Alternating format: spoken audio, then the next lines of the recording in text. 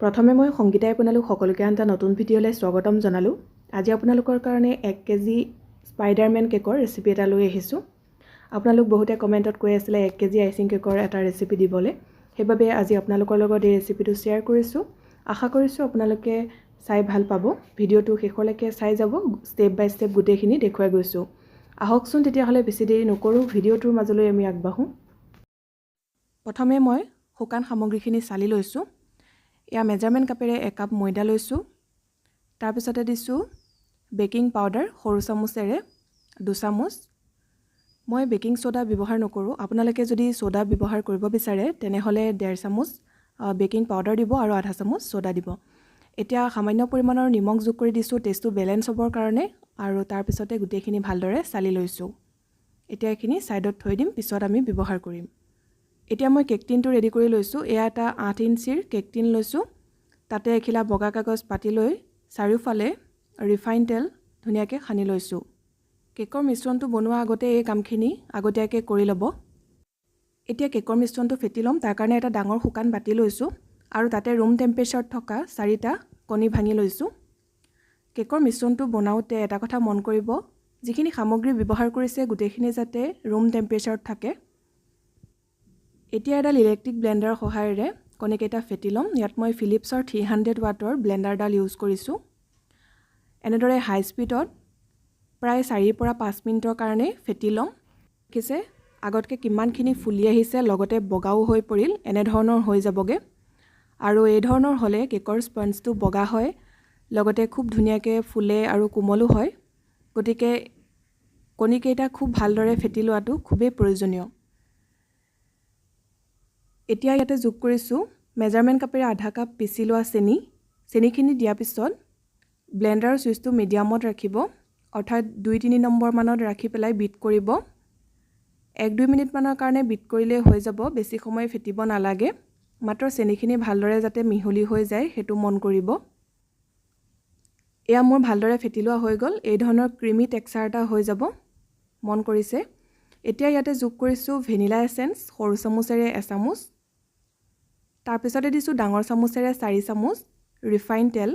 Refine তেলৰ ঠাইত আপোনালোকে গলাই লোৱা বাটাৰো ব্যৱহাৰ কৰিব পাৰে।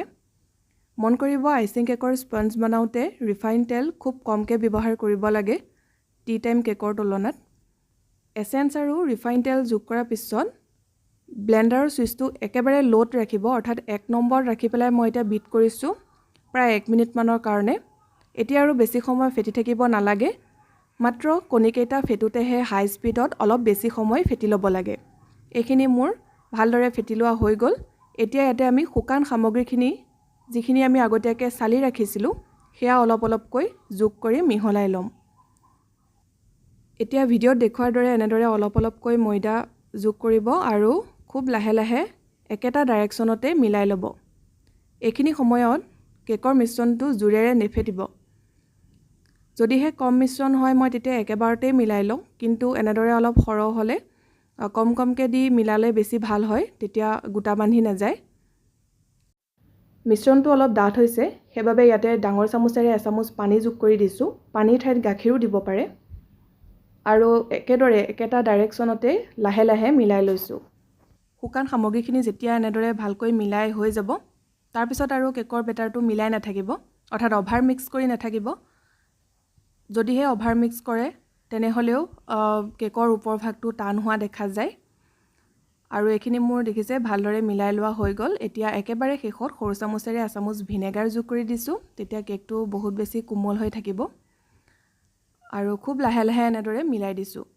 আৰু কনচিষ্টেঞ্চিটো মন কৰিব, দেখিছে ওপৰৰ পৰা দি দিছোঁ কিমান ইজিলি পৰিছে। ধৰিব পাৰিছে কিমানটো জোখৰ ৰাখিব লাগিব। এতিয়া আগতে ৰেডি কৰি ৰখা কেক টিনটোত লগে লগে মিশ্ৰণখিনি ঢালি দিব আৰু 2-3 বাৰমান থপথপাই দিব, তেতিয়া ভিতৰত থকা এয়াৰ বাবলছখিনি ওলাই আহিব। কেকৰ মিশ্ৰণখিনি ৰেডি কৰি থাকোঁতেই আনফালে কেৰাহীত ষ্টেণ্ড এডাল পাতি ঢাকন লগাই মিডিয়াম ফ্লেমত 10 মিনিটৰ কাৰণে গৰম হ'বলৈ দি থৈছিলোঁ। এতিয়া কেৰাহীখন ধুনীয়াকৈ গৰম হৈ আছে আৰু বাতিটো সাৱধানে বহুৱাই দিছোঁ। লগে লগে ঢাকনিখন লগাই দিব আৰু গেছৰ ফ্লেমটো কমাই দিব। এতিয়া কম জুইতে কেকটো সিজিবলৈ দিয়ক। প্ৰায় 35-40 মিনিটৰ ভিতৰতে ধুনীয়াকৈ হৈ যাব। এয়া মই 40 মিনিটৰ পিছত দেখুৱাইছোঁ। দেখিছে কেকটো কিমান ধুনীয়াকৈ ফুলি আহিছে। কেকটো ভালদৰে সিজিছেনে নাই চেক কৰি ল'ম। তাৰ কাৰণে এনেদৰে মাজত হলা নাইবা চুৰি এখন সুমুৱাই চাব। যদিহে কেঁচা মিশ্ৰণ লাগি নাহে তেতিয়া গম পাব কেকটো ধুনীয়াকৈ সিজিলে, আৰু যদি কেঁচা মিশ্ৰণ লাগি আহিছে 4-5 মিনিটৰ কাৰণে সিজিবলৈ দিয়ক। এতিয়া মই বাতিটো বাহিৰলৈ উলিয়াই থৈছোঁ। ওপৰত এনেদৰে কাপোৰ এখন দি থ'ব, তেতিয়া কেকটো ড্ৰাই হৈ নাযায়। কেকটো সম্পূৰ্ণৰূপে ঠাণ্ডা হোৱাৰ পিছত আইচিং কৰি ল'ম। কেকটো সম্পূৰ্ণৰূপে ঠাণ্ডা হোৱাৰ পিছত মই বাতিটোৰ পৰা উলিয়াই লৈছোঁ। ছাইডটো এনেদৰে লুজ কৰি ল'ব, তেতিয়া সহজতে কেকটো ওলাই আহিব। এতিয়া ওপৰৰ কাগজখিলাও এনেদৰে আঁতৰাই লৈছোঁ। দেখিছে কিমান ধুনীয়া হৈছে কেকটো, অভাৰ বেক হোৱা নাই। অৰ্থাৎ আমি এই কেকটো আইচিং কৰাৰ আগত অকণোৱে কাটিব নালাগে। এনেদৰেই আমি কেকটো আইচিং কৰিব পাৰিম। খুবেই কোমলো হৈছে। আৰু এতিয়া মই নাইফৰ সহায়েৰে এনেকৈ দুটা ভাগত ভাগ কৰি লৈছোঁ। আপোনালোকে যেটা ভাগ কৰিব বিচাৰে তেনেদৰে কাটি ল'ব, আৰু যিমান পাৰি সমানত কাটিবলৈ চেষ্টা কৰিব। তেতিয়া কেকটো কটাৰ পিছত ভিতৰখিনি দেখি ভাল লাগে, লেয়াৰ্ছখিনি ধুনীয়াকৈ ওলাই পৰে। এয়া মই দুটা ভাগ কৰি ল'লোঁ। এতিয়া চুগাৰ চিৰাপখিনি ৰেডি কৰি লৈছোঁ। এয়া এবাটি পানী লৈছোঁ, তাতে গুড়ি কৰি লোৱা চেনি ডাঙৰ চামুচেৰে 2 চামুচ দি দিছোঁ, আৰু গোটেইখিনি ভালদৰে মিহলাই লৈছোঁ। এতিয়া হুইপিং ক্ৰীমখিনি হুইপ কৰি ল'ম। তাৰ কাৰণে এটা ডাঙৰ শুকান বাতি লৈছোঁ, আৰু ইয়াত মই ক্ৰীম বেলৰ হুইপিং ক্ৰীমটো ব্যৱহাৰ কৰিছোঁ। আপোনালোকে যিকোনো ব্ৰেণ্ডৰ ল'ব পাৰে। কেক মেটেৰিয়েলছ পোৱা দোকানতে এনেধৰণৰ ক্ৰীম কিনিবলৈ পাব। আৰু মেজাৰমেণ্ট কাপেৰে এয়া 2 কাপ ক্ৰীম লৈ লৈছোঁ। দেখিছে ক্ৰীমখিনি লিকুইড ফৰ্মত আছে। এনেধৰণৰ লিকুইড ফৰ্মলৈ আনিবলৈ আপোনালোকে আইচিং কৰা 6-7 ঘণ্টামানৰ আগতে ক্ৰীমটো ফ্ৰিজাৰৰ পৰা নৰ্মেল ফ্ৰিজলৈ আনি ৰাখিব, তেতিয়া এনেধৰণৰ লিকুইড হৈ যাব। এতিয়া ব্লেণ্ডাৰ সহায়েৰে ক্ৰীমখিনি মই বিট কৰি লৈছোঁ। প্ৰথমতে মিডিয়াম স্পীডত 2-3 মিনিটৰ কাৰণে বিট কৰি ল'ম। যেতিয়া অলপ ডাঠ হৈ আহিব তেতিয়া স্পীডটো হাই কৰি দিব, আৰু হাই স্পীডত ষ্টিফ পিক অহালৈকে ক্ৰীমখিনি বিট কৰি ল'ব। হুইপিং ক্ৰীম কেনেদৰে হুইপ কৰিব লাগে বা ষ্ট'ৰ কৰিব লাগে তাৰ ওপৰত এটা ভিডিঅ' আগতে বনাই থৈছোঁ। আপোনালোকে যিসকলে চোৱা নাই এবাৰ চাই ল'ব, তেতিয়া আৰু ভালকৈ বুজিব পাৰিব। এয়া ক্ৰীমখিনি মই ষ্টিফ পিক অহালৈকে বিট কৰি লৈছোঁ। দেখিছে কিমানখিনি ডাঠ হৈ পৰিছে। এনেধৰণৰ হ'ব লাগে, তেতিয়াহে কেকটো ভালকৈ আইচিং কৰিব পাৰিব। আৰু ক্ৰীমখিনিয়ে যদি ভালদৰে বিট কৰি নলয় তেতিয়াহ'লে সোনকালে ক্ৰীমবোৰ গলি যোৱা দেখা যায়। এতিয়া দেখিছে মই দুটা ভাগত ভাগ কৰি লৈছোঁ। যিহেতু এতিয়া গৰম দিন, কেক এটা আইচিং কৰোঁতে যদি বহুত সময় আমি ক্ৰীমখিনি বাহিৰতে থৈ দিওঁ তেতিয়াও ক্ৰীমখিনি অলপ গলি যায় বা ঢিলা হৈ পৰে। সেইবাবে এনেদৰে মই আধা ক্ৰীম বাতি এটাত থৈ চিলভাৰ ফইলেৰে ভালকৈ পেক কৰি থৈছোঁ, যাতে অকণো হাৱা নোসোমায়। কাৰণ ক্ৰীমত হাৱা লাগিলে ক্ৰীমবোৰ ফুটা ফুটা থকা নিচিনা হৈ যায়। ক্ৰীমখিনি মই ভালদৰে পেক কৰি ল'লোঁ, আৰু এতিয়া ফ্ৰিজত থৈ দিম। প্ৰয়োজন হ'লে উলিয়াই নিম, আৰু বাকী থকাখিনিৰে কেকটো আইচিং কৰি ল'ম। এইটো এটা টিপছ আপোনালোকৰ লগত শ্বেয়াৰ কৰিলোঁ। এতিয়া এখন টাৰ্ণ টেবুল লৈছোঁ, আৰু তাৰ ওপৰত 2 পাউণ্ডৰ কেক বেজ এখন পাতি লৈছোঁ। অকণমান এনেদৰে ক্ৰীম সানি ল'ব, তেতিয়া কেকটো আইচিং কৰি থাকোঁতে লৰচৰ হৈ নাযায়। তাৰপিছতে কেকৰ এটা ফাল দি লৈছোঁ। এতিয়া ওপৰত ভালকৈ চুগাৰ চিৰাপ লগাই ল'ব, তেতিয়া কেকটো বহুত কোমল হৈ থাকে। এয়া এনেদৰে মই চামুচৰ সহায়েৰে লগাইছোঁ, বা ব্ৰাছৰ সহায়েৰেও আপোনালোকে লগাব পাৰে।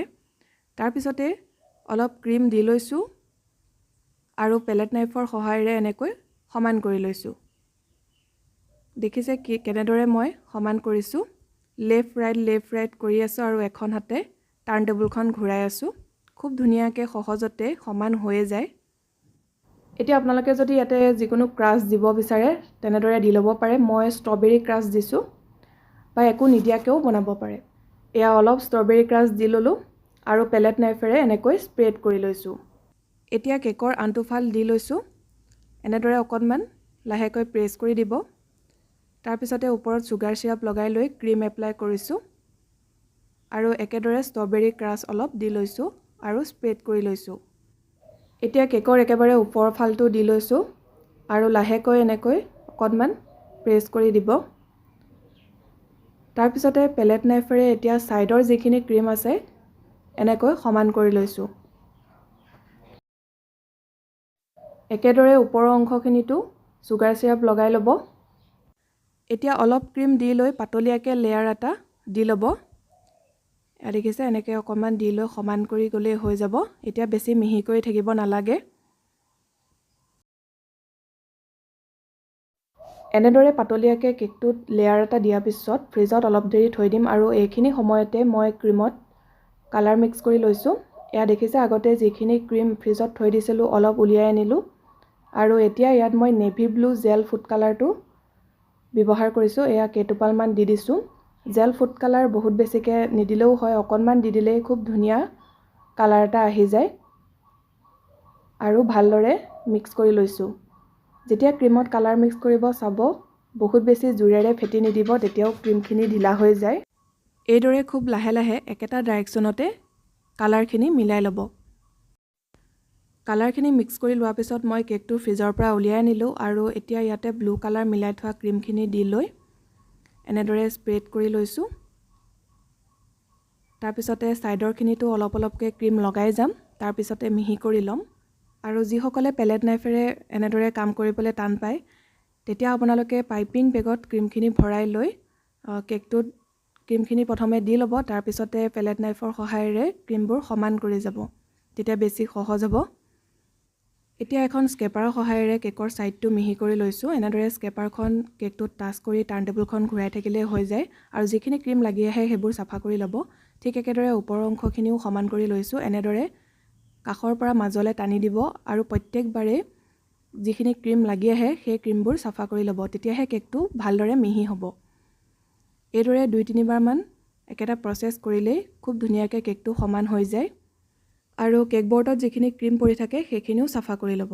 এতিয়া আমাক অকণমান ৰেড কালাৰৰ ক্ৰীম লাগিব, তাৰ কাৰণে হুইপ ক্ৰীমত মই ৰেড জেল ফুড কালাৰ 2 টোপালমান দি লৈছোঁ আৰু ভালদৰে মিহলাই লৈছোঁ।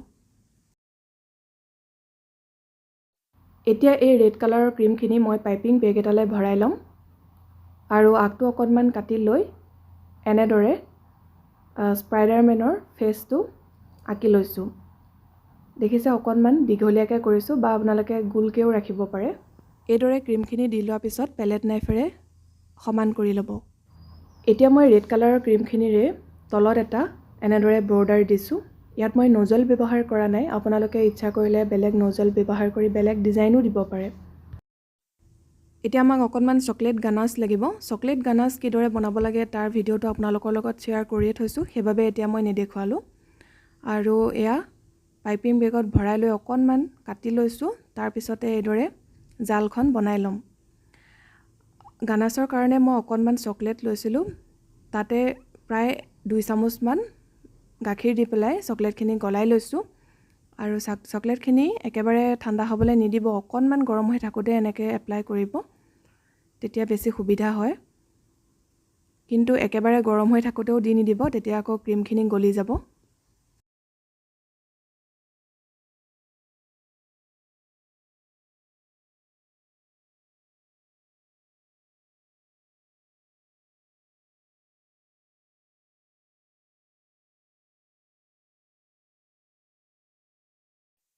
এতিয়া কালাৰ মিক্স নকৰা অকণমান হুইপ ক্ৰীম এনেদৰে পাইপিং বেগত ভৰাই লৈ আগটো কাটি লৈছোঁ আৰু এইদৰে এটা ডিজাইন দিছোঁ। ক্ৰীমখিনি দি লোৱাৰ পিছত পেলেট নাইফেৰে সমান কৰি ল'ব। এয়া আমাৰ 2 পাউণ্ড বা 1 কেজি স্পাইডাৰমেন কেকটো ৰেডি হৈ গ'ল। দেখিছে একেবাৰে সহজ হয়, আপোনালোকেও ঘৰতে এনেদৰে বনাই চাব পাৰে। আশা কৰিছোঁ ৰেচিপিটো চাই ভাল পালে। যদি ভাল পালে ভিডিঅ'টো লাইক কৰিব, লগতে শ্বেয়াৰ কৰি দিব।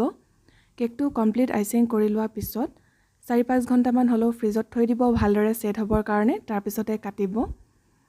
যিসকলে চেনেলটো এতিয়ালৈকে ছাবস্ক্ৰাইব কৰা নাই, ছাবস্ক্ৰাইব কৰি ল'ব আৰু কাষতে থকা বেল আইকনটো প্ৰেছ কৰি অল কৰি ৰাখিব, তেতিয়া আহিবলগীয়া ভিডিঅ'ৰ নটিফিকেশ্যনবোৰ আপুনি পাই থাকিব। আকৌ এটা নতুন ৰেচিপিৰ সৈতে সোনকালে লগ পাম। ভিডিঅ'টো চোৱাৰ কাৰণে বহুত বহুত ধন্যবাদ।